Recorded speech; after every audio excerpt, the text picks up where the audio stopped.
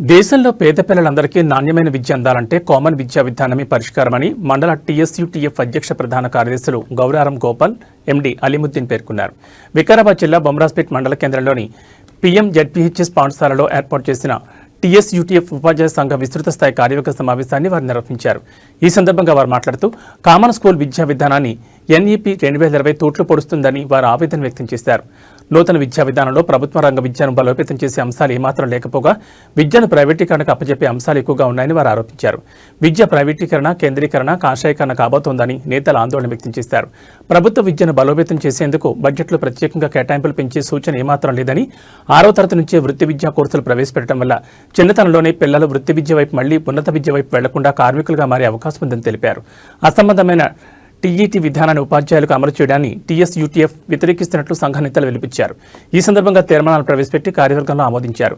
ఈ మండల టీఎస్యూటీఎఫ్ మండల విస్తృత కార్యవర్గ సమావేశంలో జిల్లా FWF కన్వీనర్ నడిమింటి మల్లేష్, ఉపాధ్యక్షులు రమేష్, కార్యదర్శులు రవి, అన్వర్, ముదాసిర్, సర్దార్, గుంజ వెంకటయ్య, క్రిజర్, బాలకృష్ణ తదితరులు పాల్గొన్నారు.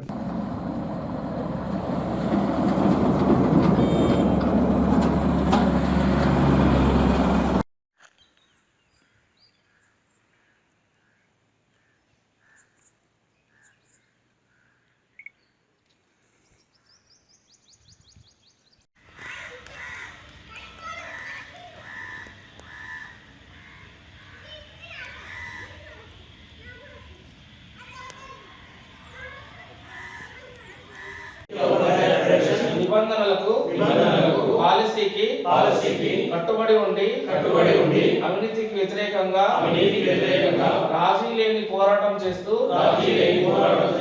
సదా ఉపాధ్యాయుల సంక్షేమానికి విద్యాభివృద్ధికి కృషి చేస్తూ త్యాగబుద్ధితో నడుచుకుంటానని ప్రతిజ్ఞ చేస్తున్నాను.